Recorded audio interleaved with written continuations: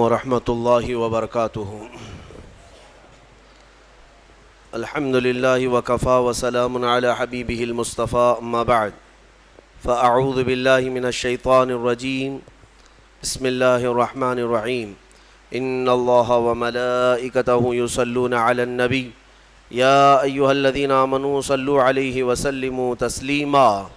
اللہم صل علی سیدنا محمد معدن الجود والکرم وآلہ واصحابہ الکرام وابنہ الکریم وبارک وسلم صلاة دائمة سرمدا ابدا بحمدہ تعالی وبکرم مصطفیٰ صلی اللہ تعالی علیہ وسلم۔ آج کی شب میں قرآن عظیم کے 16 پارے مکمل ہو چکے ہیں۔ اللہ تبارک و تعالی بقیہ قرآن کے حصے کو صحیح تجوید سے پڑھنے اور آپ سب کو سماعت کرنے کی توفیق عطا فرمائے۔ عزیزان گرامی، آج سورہ مریم کی اور سورہ طٰہٰ کی تلاوت آپ نے سماعت کیا ہے۔ قرآن عظیم میں یہ ایک ہی سورت ہے جو ایک عظیم عورت کے نام پر آئی ہے، وہ سیدہ بی بی مریم رضی اللہ تعالیٰ عنہا ہیں۔ سورہ آل عمران کی تفسیر کے موقع پر میں نے عرض کیا تھا حضرت سیدہ بی بی مریم کی ولادت کا مسئلہ، اور آج پورا انہی کے نام کی ایک سورہ ہے، یہ 16ویں پارے میں، اور اس کے بعد دوسری سورہ طٰہٰ۔ یہ دونوں سورتیں بڑی اہمیت کی حامل ہیں، ان کی بڑی فضیلتیں بھی ہیں۔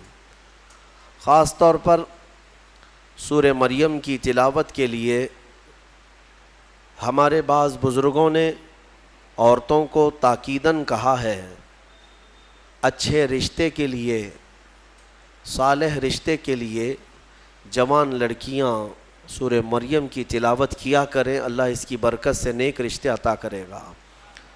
اور خاص طور پر حاملہ عورتیں بچے کی ولادت سے پہلے آسانی وضع کے لیے، ولادت کی آسانی کے لیے سورہ مریم کی تلاوت کیا کریں۔ حضرت بی بی مریم نہایت ہی پاکیزہ خواتین میں ہیں، بلکہ دنیا کی سب سے پاک باز عورتوں میں آپ کا نام آتا ہے۔ آپ کی پرورش بیت المقدس میں ہوئی۔ جب آپ جوانی کو پہنچیں تو جوانی کو جب آپ آئیں تو ایک دن ایسا ہوا کہ جبرائیل امین علیہ السلام تشریف لائے اور یوں کہا کہ میں اللہ کی طرف سے تجھے ایک بیٹا دینے کے لیے آیا ہوں۔ حضرت بی بی مریم نے پکار کر کہا، مجھے بیٹا کیسے ہو سکتا ہے؟ انا یکون لی غلام ولم یمسسنی بشر ولم اکو بغیا۔ مجھے کیسے بچہ ہو سکتا ہے؟ آج تک مجھے کسی انسان نے چھوا بھی نہیں، کسی انسان نے مجھے، یعنی بلوغیت کے بعد کسی اجنبی مرد نے مجھے چھوا تک نہیں، ولم اکو بغیا، اور نہ ہی میں کوئی برے عادتوں والی عورت ہوں، تو مجھے بیٹا کیسے ہو سکتا ہے؟ تو جبرائیل امین نے کہا کہ میں تیرے رب کی طرف سے قاصد بن کر کے آیا ہوں، اور تیرا رب یہی چاہتا ہے کہ بغیر کسی انسان کے چھوئے تجھے اللہ ایک بیٹا عطا کرے۔ قال کذالک قال ربک هو علی ہین، اور حضرت جبرائیل نے کہا کہ مریم، یہ تمہارے رب کے لیے کوئی مشکل مسئلہ نہیں ہے۔ جو رب تعالیٰ بغیر ماں اور بغیر باپ کے آدم کو پیدا کر سکتا ہو، وہ صرف بغیر باپ کے ایک عیسیٰ کو کیوں نہیں پیدا کر سکتا؟ تو انہوں نے ایک پھونک ماری جبرائیل امین نے، فنفخت من روحی، نہیں، یہاں پر آیت ہے حضرت جبرائیل علیہ السلام نے ان کو پیغام سنایا کہ اللہ تعالیٰ کی طرف سے تمہیں ایک بیٹا ہوگا، اور ان پر ایک پھونک ماری اور حضرت بی بی مریم حاملہ ہو گئیں۔ اسی لیے عیسیٰ علیہ السلام کا ایک لقب ہے، ان کو روح اللہ کہا جاتا ہے۔ روح اللہ کہا جاتا ہے کیوں؟ اللہ کی روح نہیں، یہ اللہ تبارک و تعالیٰ کے امر سے، حکم سے، صرف پھونک سے آپ پیدا ہوئے، صرف ایک پھونک سے۔ بی بی مریم جب حاملہ ہو گئیں، اب وہ گھبرانے لگیں. یہ تو پتہ ہے جی حضرت بی بی مریم کو معلوم ہے, ان کے رب کو معلوم ہے, لیکن دنیا کیا کہے گی؟ کیا لوگ ایسے ہی مان لیں گے؟ لیکن سارے لوگ حضرت بی بی مریم کی طہارت کو تو مانتے تھے, ان کی پاکیزگی کا سب لوگ اقرار کرتے تھے. لیکن جب آپ حاملہ ہو گئیں تو پھر اللہ تبارک و تعالیٰ کا حکم ہوا آپ کو کہ آپ آبادی سے یہ نکل جائیں, یہاں سے دور نکل جائیں. اور کھجوروں کا ایک باغیچہ ہے, اس میں وہ چلی گئیں جب ولادت کا وقت قریب آیا, اور اللہ تبارک و تعالیٰ نے انہیں وہاں جانے کا حکم دیا.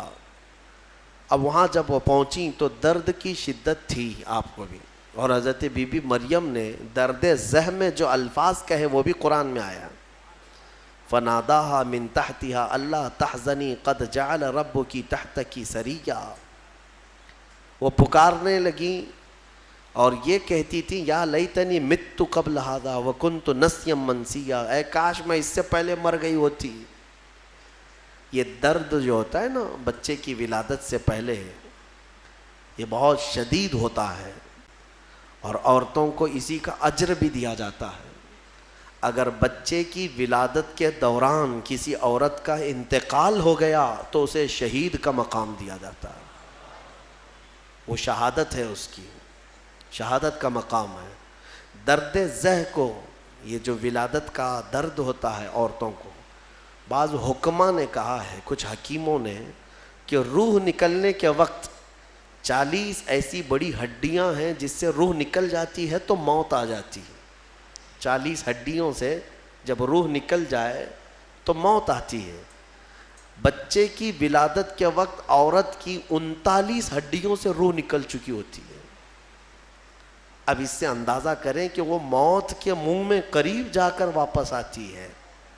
ایک بچے کو جنم دینا دنیا میں, یہ اللہ تبارک و تعالیٰ ہی ان عورتوں کو صبر دیتا ہے, اور وہ درد اور وہ تکلیف کو برداشت کرنے کی اللہ تبارک و تعالیٰ ہی انہیں طاقت عطا کرتا ہے, ورنہ اس درد کو سہنا ہر ایک کا کام نہیں ہے.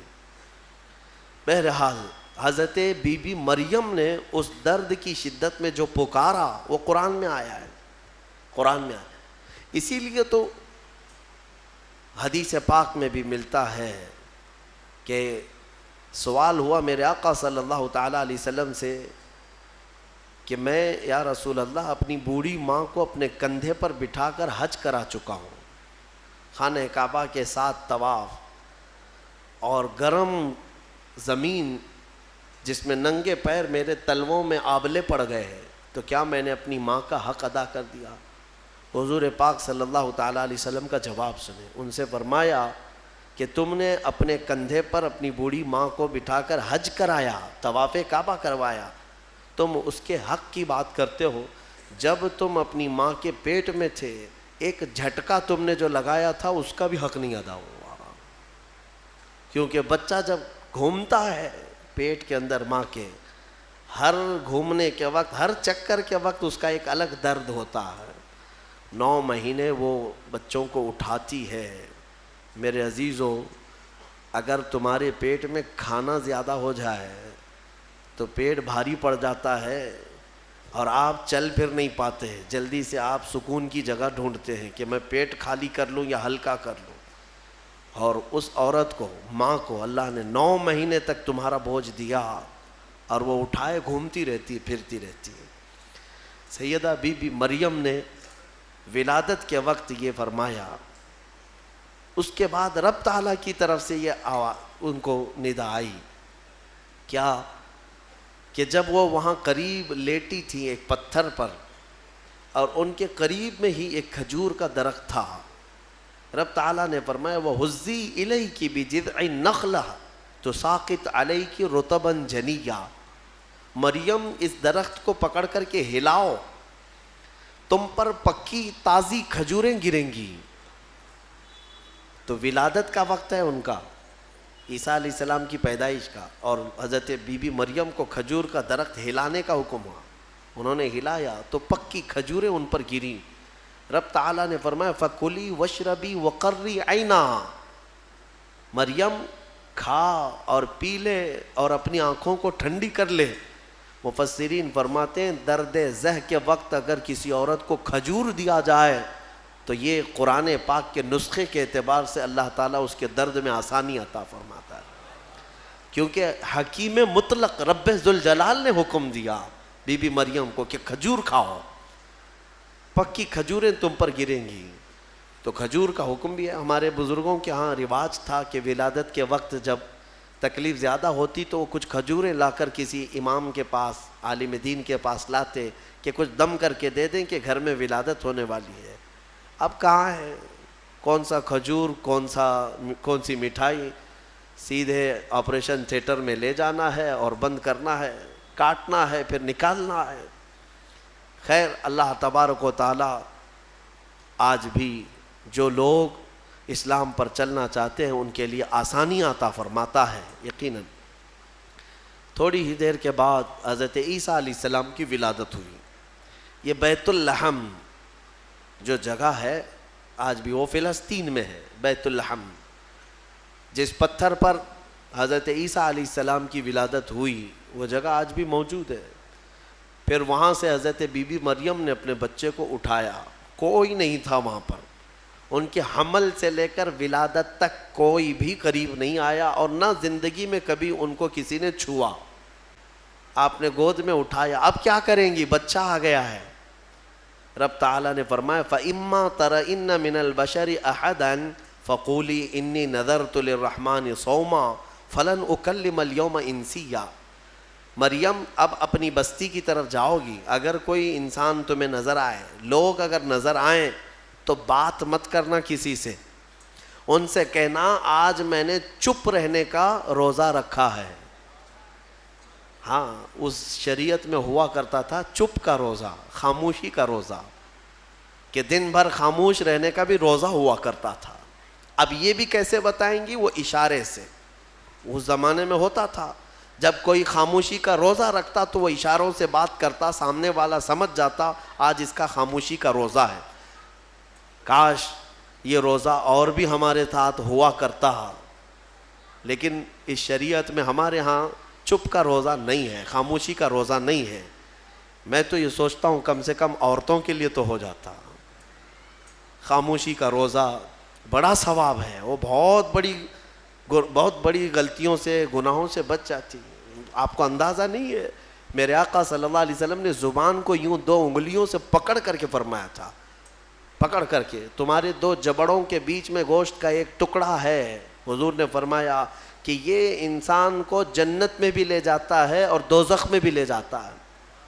ہاں، اور پھر ایک حدیث پاک ہے، حضور فرماتے ہیں 2 جبڑوں کے بیچ میں ایک گوشت کا ٹکڑا زبان، 2 رانوں کے بیچ میں ایک گوشت کا ٹکڑا شرمگاہ، جس نے ان 2 چیزوں کی حفاظت کی ذمہ داری لے لی، میرے آقا فرماتے میں اسے جنت میں لے جانے کی ضمانت دیتا ہوں، جنت میں لے جانے کی ضمانت دیتا ہوں، یہ 2 چیزوں کی اگر کوئی حفاظت کر لیا۔ خیر، حضرت بی بی مریم اپنے بچے کو لے کر کے آئیں، لوگ دیکھنے لگ گئے کہ مریم ہے اور اس کی گود میں بچہ ہے، تو ظاہر سی بات ہے قوم کا جو رویہ ہوتا ہے، سیدھے پکار کر کہنے لگے یا اخت ہارون ما کان ابوک امرأ سوء وما کانت امک بغیہ، اے مریم یہ کیا کر لیا تو نے۔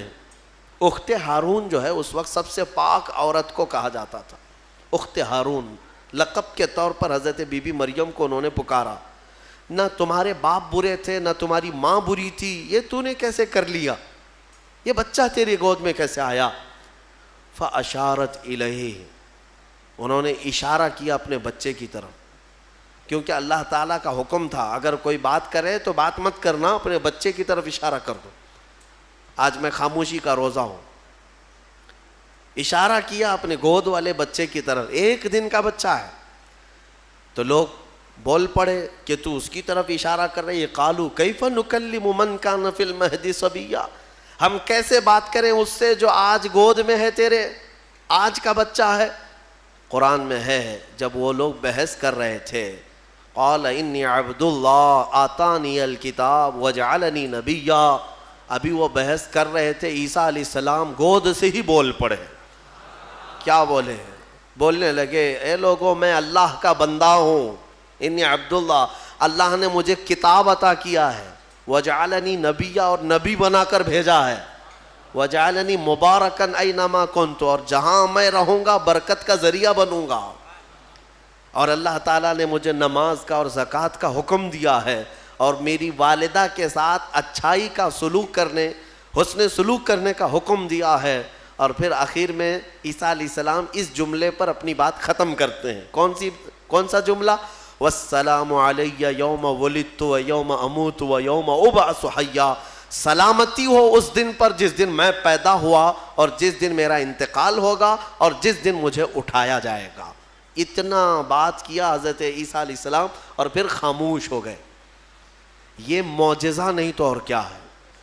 گود کا آج کا بچہ اتنا وسیع انداز میں بول پڑا، تبھی جا کر کے قوم کی زبان چپ ہو گئی کہ یہ جو آیا ہے مریم کی گود میں یہ کوئی معمولی چیز نہیں ہے۔ ظاہر سی بات ہے، جب رب تبارک و تعالیٰ کسی چیز کو بھیجتا ہے تو نشانیوں کے ساتھ بھیجتا ہے۔ اب جتنے تھے وہ مان تو گئے کہ بی بی مریم کو کسی نے چھوا نہیں، یہ سچی ہے، اور جب گود کا بچہ بول رہا ہے تو یہ اور سچی بات ہے کہ محیر العقول چیز ہے، آج تک ہم نے کبھی دیکھا نہیں۔ عیسیٰ علیہ السلام بولے۔ پھر اس کے بعد عیسیٰ علیہ السلام کو حضرت بی بی مریم اپنے گھر تو لے گئیں۔ یہاں پر رک کر کے میں ایک بات عرض کرنا چاہوں گا۔ حضرت عیسیٰ علیہ الصلوۃ والتسلیم نے جو جملہ کہا وہ یہ ہے کہ جس دن میں پیدا ہوا اس دن سلامتی ہو، یعنی نبی جس دن پیدا ہوتے ہیں وہ سلامتی والا دن ہوتا ہے۔ عیسیٰ علیہ السلام کی پیدائش کا دن سلامتی والا ہے تو 12 ربیع الاول کیوں نہیں سلامتی والا ہے؟ ہاں، اور نبی خود اپنی ولادت کے دن سلام بھیج رہے ہیں، اور ہم سید الانبیاء کی ولادت پر امتی سلام بھیجیں تو کیا حرج ہے؟ یہ قرآن کا حکم ہے۔ نبی خود اپنی ولادت کے دن سلام بھیج رہے ہیں اور امتی اپنے نبی کے پیدائش کے دن پر سلام بھیجے تو یقیناً یہ باعث برکت ہے اور قرآن کے مطابق ہے۔ خیر، یہ حضرت عیسیٰ علیہ السلام کی ولادت کا واقعہ۔ عیسیٰ علیہ الصلوۃ والتسلیم اپنی ماں کے ہاں رہے ایک زمانے تک، پھر جب جوان ہوئے۔ اچھا، یہ ایک بات اور بھی بتاؤں، بہت کم عمر میں جن کو نبوت دی گئی، یعنی دنیا میں ظاہری طور پر، وہ 3 نبی ہیں۔ ایک حضرت عیسیٰ علیہ السلام جن کو گود میں ہی پیدائش میں دے دی گئی، دوسرے یحییٰ علیہ السلام جو حضرت بی بی مریم کے ہاں ان کے باپ حضرت زکریا علیہ السلام نے دعا کی تھی تو اللہ ان کو دیا تھا۔ یحییٰ علیہ السلام بھی پیدا ہوتے ہی نبی ہو گئے تھے، نبوت کے ساتھ دنیا میں آئے۔ تیسرے حضرت یوسف علیہ السلام، جب ان کے بھائیوں نے انہیں کنویں میں ڈالا تھا تب ان کو، یہ چھوٹی عمر میں جن کو نبوت دی گئی وہ 3 انبیاء اکرام ہیں۔ یہ تو دنیا کی زندگی کے اعتبار سے، لیکن اگر کوئی یہ کہتا ہے کہ ہمارے آقا محمد صلی اللہ علیہ وسلم کو 40 سال کی عمر میں نبوت دی گئی تو یہ جملہ غلط ہے۔ میرے عزیزو، حضور کو نبوت دی گئی نہیں، نبی ہونے کا اعلان کرنے کا حکم دیا گیا۔ نبوت کب دی گئی وہ خود رسول سے پوچھو۔ میرے آقا فرماتے ہیں کنت نبیا وآدم بین الماء والطین، میں تو اس وقت بھی نبی تھا جب آدم علیہ السلام کو ابھی مٹی اور پانی میں گوندا جا رہا تھا۔ آدم علیہ السلام کا ابھی پتلا بھی نہیں تیار ہوا تھا، حضور فرماتے میں اس وقت بھی نبی تھا۔ تو نبی تو میرے آقا صلی اللہ علیہ وسلم پہلے سے تھے۔ بہرحال عیسیٰ علیہ السلام اللہ تعالیٰ کی ایک نشانی ہے، ان کی ذات ہی اللہ کی ایک نشانی ہے، کیونکہ عقل میں یہ آ جانا، ان کی ذات ہی اللہ کی ایک نشانی ہے، کیونکہ عقل میں یہ آ جانا کہ بغیر باپ کے دنیا میں آئے جبکہ ان کی ماں کو کسی مرد نے چھوا نہیں۔ اسباب تو یہ بتاتے ہیں دنیا میں کہ ایک عورت اور ایک مرد کے اختلاط سے ہی بچہ پیدا ہوتا ہے۔ دنیا میں بچے کی ولادت ایک مرد اور ایک عورت کے ملنے سے ہی ہوتی ہے، لیکن یہاں عیسیٰ علیہ السلام کی ولادت میں کوئی مرد کا اختلاط نہیں، تو عام انسانوں کے دماغ میں یہ بات نہیں آتی، تو اسباب کی طرف دیکھنے والا انکار کرتا ہے اور خالق اسباب کی طرف جو توجہ کرتا ہے وہ انکار نہیں کرتا، کیونکہ اسباب تو یہ بتاتے ہیں کہ ایک روٹی کھانے کے لیے کئی منزلوں سے سفر کرنا پڑتا ہے، لیکن میرا رحمان چاہے تو سیدھے آسمان سے دسترخوان بھی اتار سکتا ہے۔ ہاں، یہ اس سے بھی زیادہ تعجب کی بات میں آپ کو بتاؤں، اس سے بھی زیادہ تعجب کی بات، صالح علیہ السلام اللہ کے نبی ہیں، ان کی قوم بڑی سرکش تھی، نافرمان تھی، اور پتھروں کی پوجا کرتے تھے اور پتھروں کے گھر بناتے تھے انہیں تراش تراش کر کے۔ حضرت صالح علیہ السلام نے ان کو اللہ کی طرف بلایا تو وہ نشانی مانگنے لگے، کوئی نشانی بتاؤ کہ تم اللہ کے رسول ہو۔ تو اس زمانے میں پتھروں کے لیے ان کا بڑا مسئلہ تھا کہ پتھروں کی عبادت بھی ہے، پتھروں کے گھر بھی بناتے تھے۔ حضرت صالح علیہ السلام نے اپنی قوم کو ایک جگہ جمع کیا اور ایک پتھر کو، پہاڑ کا ایک پتھر ہے، اس پتھر کو حکم دیا تو اللہ تعالیٰ نے اس پتھر کے اندر سے ایک اونٹنی پیدا فرمائی، ناقۃ اللہ، اس کو اللہ کی اونٹنی۔ اب مجھے بتاؤ کیا یہ عقل تسلیم کرے گی کہ ایک اونٹنی کو پیدا ہونے کے لیے اس کے بھی تو ماں باپ ہونے چاہیے، وہ بھی کسی اونٹنی کی پیٹ سے پیدا ہوگی؟ لیکن اتنا محیر العقول واقعہ کہ پتھر اور اونٹنی کا کیا میل۔ ہاں، یہ بھی بات سمجھ میں آ سکتی ہے کہ ہتھنی کے پیٹ سے کوئی اونٹنی پیدا ہو گئی، یا کسی جانور کے پیٹ سے کوئی دوسرا جانور پیدا ہو گیا، کچھ قریب تو سمجھ میں آتا ہے، لیکن پتھر کے اندر سے اونٹنی پیدا ہونا یہ سمجھ میں آتا ہے؟ اللہ تبارک و تعالیٰ جب اپنی نشانیاں دکھانا چاہتا ہے تو اسی طرح کی معجزے اپنے نبیوں کو دیتا ہے اور ظاہر کرتا ہے تاکہ لوگ ان اللہ کے نبیوں کی حقانیت کو تسلیم کریں۔ اسی لیے ہم کہتے ہیں کہ پتھروں سے پانی کا جاری ہونا سمجھ میں آتا ہے۔ اگر تم پیاسے ہو، ہم نے کہیں پتھر میں سوراخ کر دیا اور پانی بہنے لگ گیا تو آپ پانی پی لیں گے، ہو سکتا ہے تھوڑا بہت تعجب کریں گے، تھوڑا بہت تعجب کریں گے، ہاں انہوں نے پتھر سے پانی نکال دیا، لیکن دماغ میں تمہاری یہ تو ہے کہ بہت سارے پہاڑوں میں دیکھا ہے ہم نے پتھروں کے بیچ سے پانی بہتا ہے۔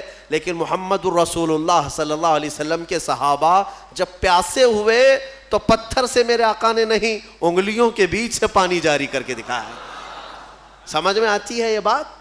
پتھر سے نکلنا تو سمجھ میں آتا، انگلیوں سے نکلنا، اور انگلیوں سے میرے عزیزو پسینہ نہیں کہ 2 بوند 4 بوند نکل گیا ہو پانی اور اس کو جمع کر لیا ہو، بلکہ صحابہ فرماتے ہیں اس وقت مجمع میں 1400 صحابہ تھے اور سارے صحابہ نے پیٹ بھر کر پانی پیا۔ پنجاب رحمت حضور کی انگلیوں سے جو نکلے اس پانی سے سارے صحابہ 1400 صحابہ نے پانی پیا، اپنے مویشیوں کو، جانوروں کو پلایا، اپنے برتنوں میں اور اپنے مٹکوں میں سب بھر بھی لیا۔ اور صحابی فرماتے ہیں اس وقت اگر ہم 10,000 بھی ہوتے تو وہ پانی کم نہ ہوتا، اس سے زیادہ کی تعداد بھی ہو۔ یہ جو معجزے ہیں اللہ تبارک و تعالیٰ کے، یہ نبیوں کے لیے دیے جاتے ہیں، اور یہ نشانیاں حضرت عیسیٰ علیہ الصلوۃ والتسلیم اللہ رب العزت کی کھلی نشانی تھے۔ اب آگے میں بتاتا ہوں، ایک تو ان کی پیدائش ہی نشانی ہے، ان کی ولادت ہی ایک نشانی ہے، لیکن جب آپ جوان ہوئے ہیں اور لوگوں کو اللہ کی طرف بلائے، ایک خدا کی دعوت، اس کے باوجود لوگ نشانیاں پوچھتے رہے، کیونکہ وہ یہودیوں کی جماعت میں آئے تھے۔ بنی اسرائیل میں حضرت عیسیٰ علیہ السلام پیدا ہوئے، اس وقت یہودی تھے، اور یہودی نافرمان قوم اکثر نبیوں کو جھٹلایا کرتے، یہاں تک کہ نبیوں کا قتل بھی کرنے میں ان کا بڑا ہاتھ رہا ہے۔ یہودیوں نے تقریباً 10,000 نبیوں کو قتل کیا ہے۔ ہاں، ہم اللہ کے نبیوں کو، قرآن صاف کہتا ہے وَيَقْتُلُونَ النَّبِيِّينَ بِغَيْرِ حَقٍّ وَيَقْتُلُونَ الْأَنْبِيَاءَ بِغَيْرِ حَقٍّ، ناحق یہ نبیوں کو قتل کیا کرتے تھے یہ یہودی، کیونکہ ان کی طبیعت کا اگر مسئلہ نہیں ملتا تو نبی کو مار دیتے، ان کو اپنی طبیعت کا مسئلہ چاہیے ہوتا، شریعت ان کو ویسی چاہیے جیسا وہ چاہیں۔ انبیاء کرام علیہ السلام کوئی کمپرومائز کرنے کے لیے نہیں آتے، وہ حق کے داعی ہوتے ہیں، حق کے داعی ہوتے ہیں۔ بہرحال حضرت عیسیٰ علیہ السلام جب جوان ہوئے تو آپ کو پھر سے نشانیاں پوچھی، آپ اللہ کے رسول ہیں، آپ اللہ کے نبی ہیں، کوئی نشانی؟ اب اللہ تعالیٰ نے آلریڈی ان کی ولادت ایک نشانی ہے، پھر ان کو معجزے عطا کیے۔ کون کون سے معجزے؟ عیسیٰ علیہ السلام کو 3 معجزے اور دیے گئے، 3 معجزے۔ وہ کیا تھے؟ عیسیٰ علیہ السلام خود اپنی زبان میں فرماتے ہیں، جس کو قرآن میں اللہ تبارک و تعالیٰ نے بیان فرمایا، کیا ہے؟ احیی الموتى باذن اللہ، ابرئ الاکمہ والابرص واحیی الموتى باذن اللہ. اور ایک ہے وانبئکم بما تاکلون وما تدخرون فی بیوتکم. 3 معجزے. توجہ چاہتا ہوں، عیسیٰ علیہ السلام کو 3 معجزے دیے گئے. پہلا معجزہ، کوڑ کی بیماری والے، سفید داغ والے کوئی بھی بیمار آئیں، عیسیٰ علیہ السلام اپنا ہاتھ رکھتے تو صحیح ہو جاتا. ابرئ الاکمہ والابرص، کوڑ والا، سفید داغ والا، یہ بیمار اگر حضرت عیسیٰ علیہ السلام کے پاس آتا تو آپ اس کو ہاتھ پھیر دیتے تو اس کی بیماری ختم ہو جاتی. دوسرا معجزہ، وَأُحْيِي الْمَوْتَى بِإِذْنِ اللَّهِ، کہتے ہیں کہ میں مردوں کو اللہ کے حکم سے زندہ کر دیتا ہوں. عیسیٰ علیہ السلام فرما رہے ہیں. عیسیٰ علیہ السلام کا معجزہ یہ تھا کہ اگر وہ کسی قبر کو ٹھوکر مارتے تو قبر سے مردہ زندہ کھڑا ہو جاتا، مرنے کے بعد دوبارہ زندہ کرتے عیسیٰ علیہ السلام. کبھی کبھار مٹی کے پرندے بناتے، ان میں پھونک مارتے تو وہ اڑنے لگتے تھے. ہاں، مٹی کے پرندوں کو پھونک مارتے تو وہ اڑنے لگتے زندہ ہو کر. 2 معجزے ہو گئے. تیسرا معجزہ اہم ہے. عیسیٰ علیہ السلام فرماتے ہیں وَأُنَبِّئُكُمْ بِمَا تَأْكُلُونَ وَمَا تَدَّخِرُونَ فِي بُيُوتِكُمْ، تم اپنے گھروں میں بیٹھ کر جو کچھ بھی کھاتے ہو اور جمع کرتے ہو، عیسیٰ علیہ السلام فرماتے میں یہیں بیٹھ کر کے سب بتا دیتا ہوں، ساری چیزوں کی میں خبر دیتا ہوں. عیسیٰ علیہ السلام کا معجزہ یہ تھا کہ تم اپنے گھروں میں جو کھاتے ہو، جمع کرتے ہو، سب کی خبر عیسیٰ علیہ السلام کو ہے. یہ ظالم نادان جو میرے نبی کے علم غیب کا انکار کرتے ہیں، قرآن پڑھا بھی ہے کہ نہیں پڑھا؟ عیسیٰ علیہ السلام جو بنی اسرائیل کے نبی ہیں، جو بعد میں حضور کی امت میں آئیں گے آسمانوں سے، اور آئیں گے حضور کی امت، حضور پاک صلی اللہ تعالیٰ علیہ وسلم کی امت میں رہیں گے. اب اندازہ کرو، انہیں اللہ تعالیٰ نے اتنا علم غیب دیا تو کیا میرے رسول کو غیب کا علم نہیں ہوگا؟ ہمارا تو عقیدہ یہی ہے، ہمارا موقف یہی ہے. میرے آقا مدینے میں ہو کر ہماری مسجد کا بھی ملاحظہ فرما رہے ہیں. ہاں، وہ پوری دنیا کو ایسے دیکھتے ہیں جیسے اپنے ہتھیلی کو دیکھتے ہیں. خود میرے آقا نے فرمایا، مسلم شریف کی حدیث ہے، اللہ کے حبیب فرماتے ہیں ان اللہ زوى لی الارض، اللہ نے پوری روئے زمین کو میرے لیے سمیٹ دیا ہے، اور میں پوری روئے زمین کو ایسے دیکھتا ہوں جیسے ہتھیلی کو دیکھتا ہوں. 3 معجزے ہیں عیسیٰ علیہ السلام کی، یاد رکھیے گا. اب میرا سوال بھی سن لیجئے توجہ کے ساتھ. ایک ہے وہ کوڑ کی بیماری اور برس کی، سفید داغ کی بیماری والے کو ہاتھ رکھتے تو کیا ہو جاتا؟ صحیح ہو جاتا. حاضر ہے آپ کا دماغ؟ بہت اہم چیز. دوسری چیز ہے مرے ہوئے آدمی کو ٹھوکر مار کر زندہ کر دیتے تھے. چلے 2 ہی پر ہم بات کرتے ہیں. یہ بیماریوں سے شفا دینا کس کا کام ہے؟ عقیدہ تو یہی ہے نا، اللہ کا کام ہے. پھر سوال تو یہاں ان لوگوں کے لیے بھی بن پڑتا ہے جب ہم اپنے مصطفیٰ کے لیے کہتے ہیں یا رسول اللہ شافی و نافی ہو تم، وافی و کافی ہو تم، درد کو کر دو دوا، تم پہ کروڑوں درود. ارے یہ بریلوی شرک کر رہا ہے. رسول کو کہہ رہا ہے شافی ہیں، رسول کو کہہ رہا ہے کافی ہیں. رسول شفا دیں گے؟ جب ہم درود تاج میں پڑھتے ہیں دافع البلاء والوباء والقحط والمرض والالم، ہمارے رسول بلاؤں کو دفع کرنے والے، وباؤں کو دفع کرنے والے، درد کو دور کرنے والے، ہر کرب سے آزاد کرنے والے. ہم پڑھتے ہیں درود میں تو اس پر کچھ لوگوں کا پیٹ درد ہوتا ہے اور کہتے ہیں کیسے تم رسول کو کہہ رہے ہو کہ وہ بیماریوں سے دور کرنے والے ہیں، وہ کیسے دور کر سکتے ہیں؟ ان سے میرا سوال یہ، قرآن کی کوئی آیت پڑھا بھی ہے یا نہیں؟ عیسیٰ علیہ السلام خود کہہ رہے ہیں کوڑ کی بیماری اور برس کی بیماری والے کو میں ہاتھ رکھ دوں تو صحیح ہو جاتا ہے. عیسیٰ علیہ السلام ہاتھ رکھ دیں تو صحیح ہو جاتا ہے. اچھا، اس سے بھی بڑی چیز، زندگی دینا اللہ کا کام، موت دینا اللہ کا کام، یہ اللہ تبارک و تعالیٰ کی قدرت میں ہے. اور مرنے کے بعد دوبارہ اٹھانا یہ تو اور بڑی بات ہے، یہ اللہ کی قدرت میں ہے۔ اور وہ کام عیسیٰ علیہ السلام کہہ رہے ہیں کہ میں مردوں کو زندہ کرتا ہوں۔ میرے عزیزو، اب یہ شرک نہیں ہوا؟ عیسیٰ علیہ السلام کے بارے میں اگر کوئی عقیدہ رکھے گا کہ وہ مردوں کو زندہ کرتے تھے تو شرک ہو جائے گا۔ کچھ لوگوں کے فتوے کے حساب سے تو شرک ہے، کیونکہ وہ رسول کے واقعات کو نہیں مانتے۔ غوث پاک نے اگر کسی مردے کو زندہ کیا تو کہتے ہیں یہ جھوٹی کہانیاں ہیں، ہاں یہ کیسے ہو سکتا ہے، یہ صرف اور صرف اللہ رب العزت کا کام۔ پھر قرآن جو عیسیٰ علیہ السلام کے بارے میں بتا رہا ہے، کیا عیسیٰ خدا ہیں؟ عیسیٰ علیہ السلام خدا ہے؟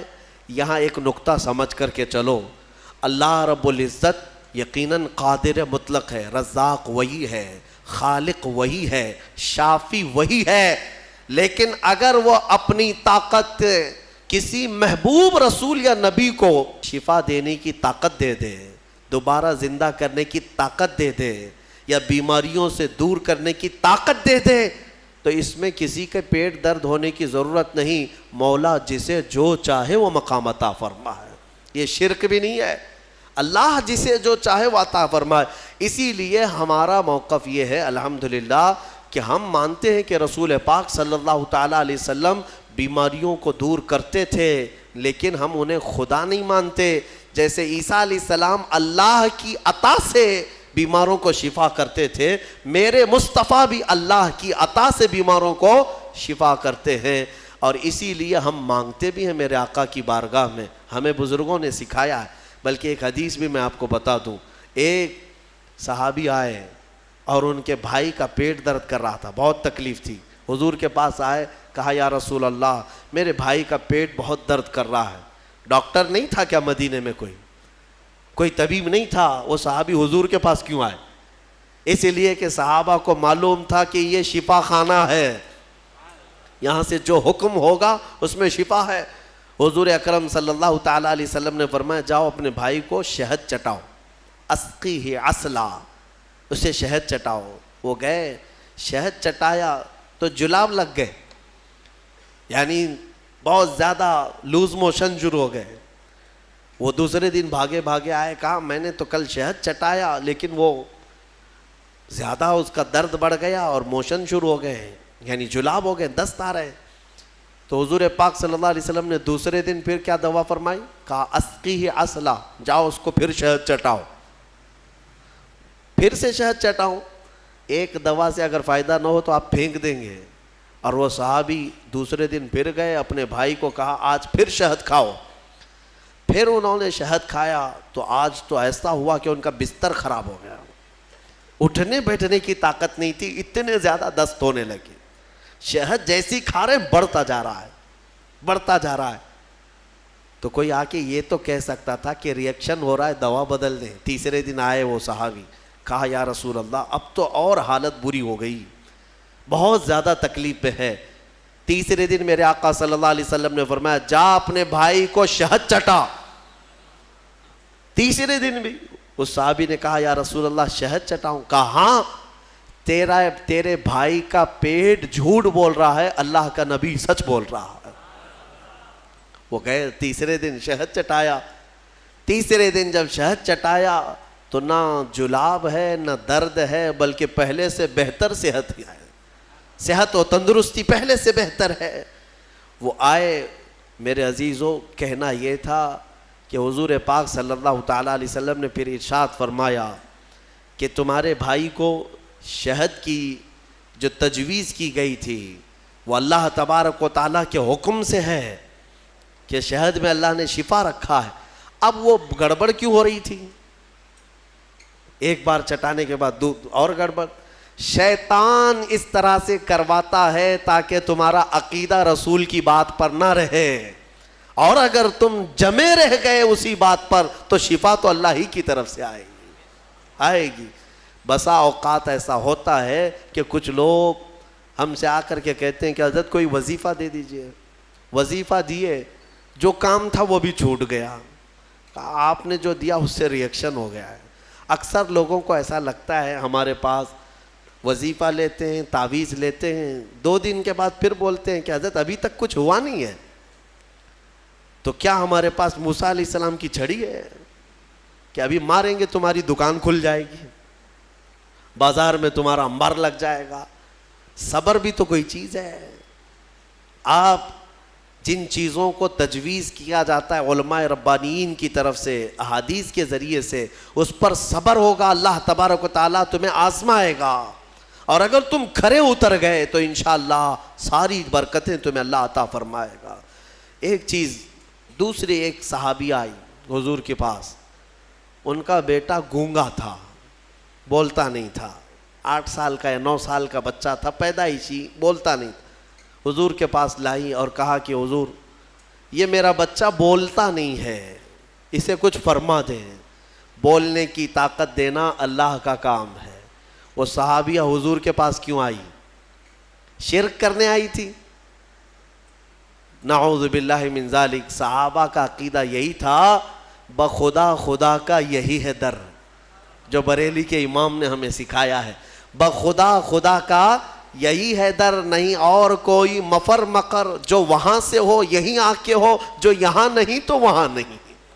ہاں وہ آئی اور حضور کے پاس لے آئی۔ حضور پاک صلی اللہ تعالیٰ علیہ وسلم نے ان کو، اس بچے کو کیا دعا دی، کیا دوا دی، کیا وظیفہ دیا؟ کچھ نہیں، سامنے بٹھایا، بچہ سامنے آیا، رسول کریم صلی اللہ تعالیٰ علیہ وسلم نے اس بچے کا نام لے کر کے کہا کہ قل من انا، اے بچے بول میں کون ہوں۔ سوال حضور نے فرمایا، وہ گونگا پیدائشی بول پڑا، اشہد انک محمد رسول اللہ، میں گواہی دیتا ہوں کہ آپ محمد اللہ کے رسول ہیں۔ مجھے بتاؤ، اسی لیے ہمارے امام اعلیٰ حضرت فاضل بریلوی رضی اللہ تعالیٰ عنہ نے فرمایا ہے، آنکھ عطا کیجئے اس میں ضیا دیجئے، جلوہ قریب آ گیا تم پہ کروڑوں درود۔ ہم مانگتے حضور کی بارگاہ میں ہیں تو یہ صحابہ کا ہی عقیدہ ہے۔ میرے عزیزوں، میں نے عیسیٰ علیہ الصلوۃ والتسلیم کے ان واقعات سے یہ ثابت کرنے کی کوشش کی ہے کہ الحمدللہ اہل سنت و جماعت کا جو موقف ہے وہ قرآن و حدیث کے مطابق ہے، کوئی گمراہ نہ ہو اور نہ ہی گمراہیوں میں آئے، الحمدللہ۔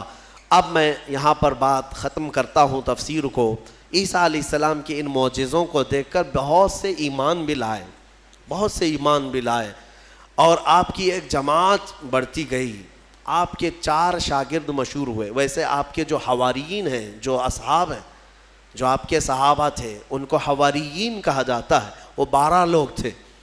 ان 12 میں 4 مشہور ہیں جن کے ناموں سے انجیل ہے آج بھی، متی، لوقا، یوحنا، مرقس، یہ عربی نام ہے، ان کو انگلش میں الگ الگ کہا جاتا ہے، جان، میتھیو، یہ جو بائبل میتھیو، بائبل جان، یہ سب جو ہیں انہی 4 شاگردوں کے نام ہیں۔ عیسیٰ علیہ السلام کے بڑے فرمانبردار، بڑے وفادار تھے، اور انہی صحابہ سے ان کا دین پھیلا، مذہب عیسائیت، یا جس کو آپ یہ سمجھ لیں عیسیٰ علیہ السلام کا جو دین تھا وہ دین اسلام کے عقائد سے مختلف نہیں تھا، اس دین میں بھی اللہ کو ایک مانا جاتا، اور عیسیٰ علیہ السلام کو اللہ کا بندہ اور ان کا رسول، اللہ کا رسول۔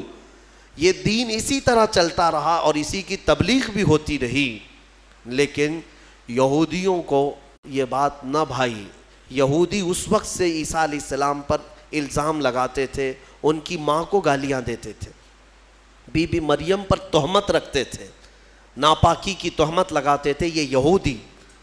عیسیٰ علیہ السلام کا ایک وقت ایسا بھی آیا کہ یہودیوں کے نرغے میں، کیونکہ یہودی بڑے ہی فتین اور پلان کرنے والے، منصوبہ کرنے والے لوگ، عیسیٰ علیہ السلام کے قتل کا منصوبہ بنا لیا، اور اس قتل کے منصوبے سے وہ آخری دن تھا عیسیٰ علیہ السلام کا، جس گھر میں عیسیٰ علیہ السلام ایک باغیچے میں اپنے شاگردوں کے ساتھ رہے، ان کو تعلیمات دی اور سب کو رخصت کیا اور کہا آج کے بعد میں تم سے ملاقات نہیں کروں گا، تم دین حق پر قائم رہنا۔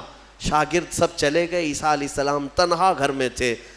یہودیوں کی ایک جماعت آئی قتل کے منصوبے سے، اور سب کے سب ہتھیار سے لیس ہو کر حضرت عیسیٰ علیہ السلام کے گھر کا گھیراؤ کر لیے، اور گھیراؤ کر کے رات کے وقت آپ کو قتل کا منصوبہ تھا، لیکن یہودیوں نے اپنے ایک آدمی کو اندر بھیجا کہ جاؤ دیکھ کر کے آؤ عیسیٰ کیا کر رہے ہیں، کس حالت میں ہے۔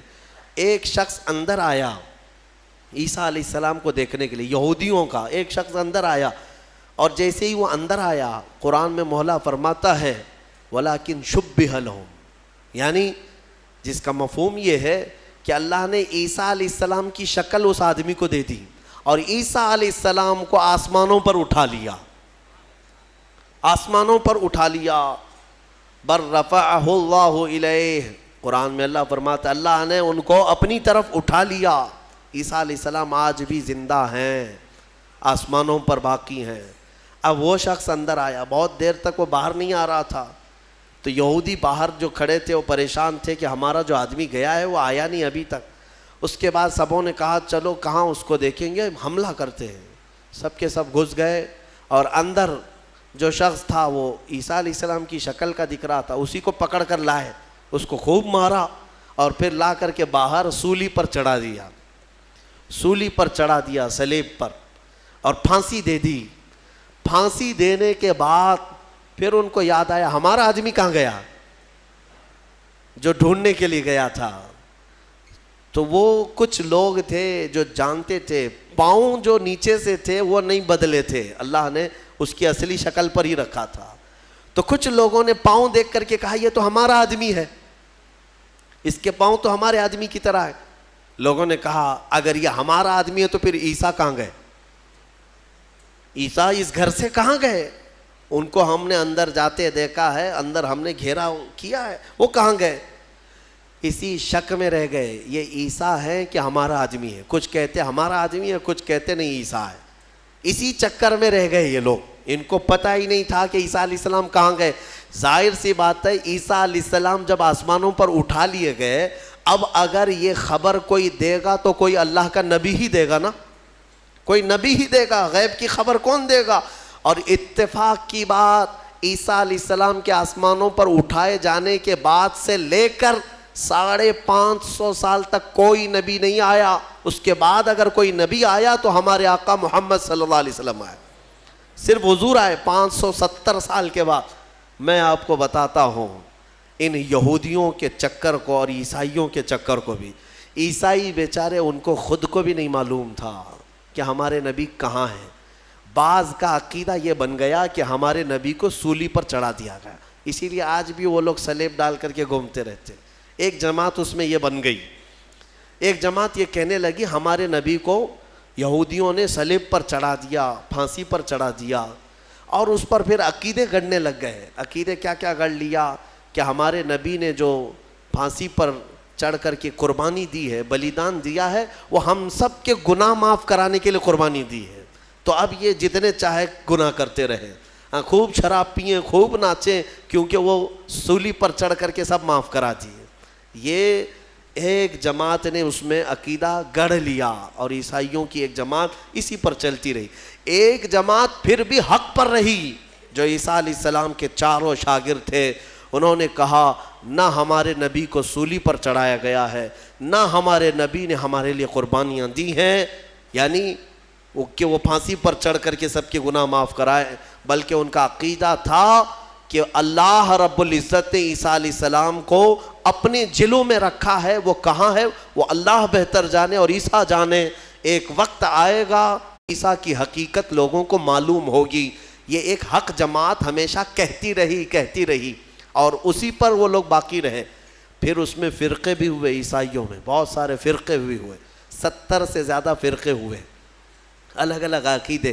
اور یہ فرقے بھی کس نے بنائے؟ یہودیوں نے بنائے، ان کے اندر گھس کر کے الگ الگ ان کے دماغ چینج کیے۔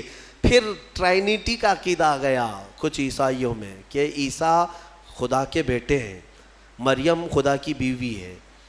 کچھ لوگوں کا عقیدہ یہ بنا، پھر کچھ لوگوں کا عقیدہ بنا کہ 3 خدا ہیں، ایک خدا اللہ، ایک خدا جبرائیل، ایک خدا عیسیٰ۔ آج بھی کچھ لوگ ہیں اس میں، پروٹسٹ ہیں، کیتھولک ہیں اور آرتھوڈاکس ہیں، یہ سب جو فرقے بنے سب میں تھوڑا سا فرق ہے عیسیٰ علیہ السلام کو ماننے کے لیے۔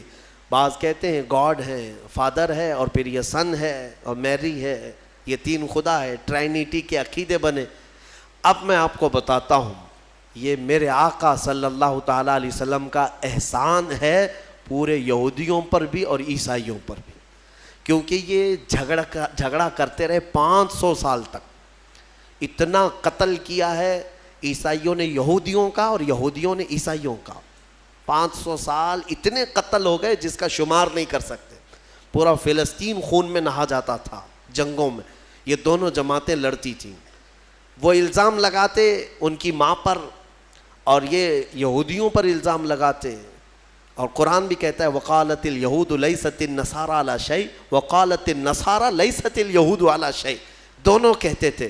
عیسائی کہتے تھے یہودی کوئی چیز ہی نہیں ہے اور یہودی کہتے عیسائی کوئی چیز ہی نہیں ہے. دونوں لڑتے تھے. 570 سال کے بعد میرے آقا صلی اللہ علیہ وسلم جب جلوہ بار ہوئے اور پھر میرے آقا پر قرآن کی آیتیں اتری اور سورہ مریم اتری، تب میرے آقا نے علل اعلان فرمایا کہ اے لوگوں مریم پر تہمت نہ رکھو، وہ اللہ کی سب سے پاک باز بندی ہیں. عیسائیوں کو احسان ماننا چاہیے میرے آقا کا کہ حضرت بی بی مریم کی طہارت پوری دنیا میں اگر عیسیٰ علیہ السلام کے بعد کسی نے بیان کی ہے تو میرے مصطفیٰ نے بیان کیا ہے. ہاں، اور دوسری بات، حضرت عیسیٰ علیہ السلام کہاں گئے، کہاں ہے، عیسائیوں کو بھی نہیں معلوم، یہودیوں کو بھی نہیں معلوم. میرے آقا صلی اللہ علیہ وسلم نے قرآن کی وحی اترنے کے بعد لوگوں کو بتایا کہ یہ سب آپس میں اختلاف کرتے ہیں.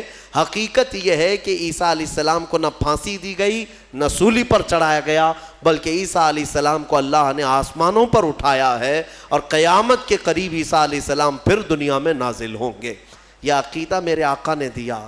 ان عیسائیوں کو تمیز نہیں ہے، انہیں پتہ نہیں ہے اسلام کی دشمنی میں مرے جاتے ہیں، ہاں، اور جال بنتے ہیں.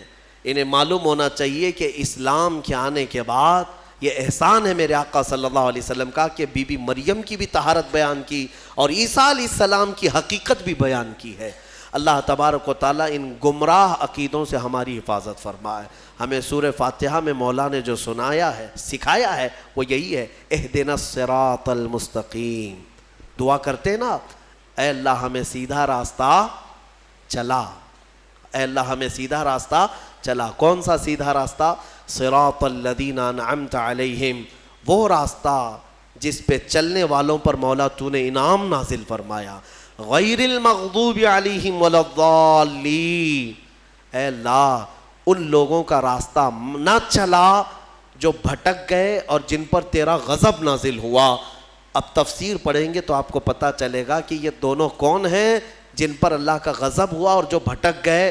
جن پر غضب ہوا وہ یہودی ہیں اور جو بھٹک گئے وہ عیسائی ہیں. مولا تعالیٰ ان دونوں جماعتوں سے ہماری حفاظت فرمائے، ہمیں راہ حق عطا فرمائے اور مولا کریم ہمیں ہمارے مصطفیٰ کریم صلی اللہ علیہ وسلم کے دامن میں قیامت میں ہمارا حشر فرمائے. وآخر دعوانا ان الحمد للہ رب العالمین.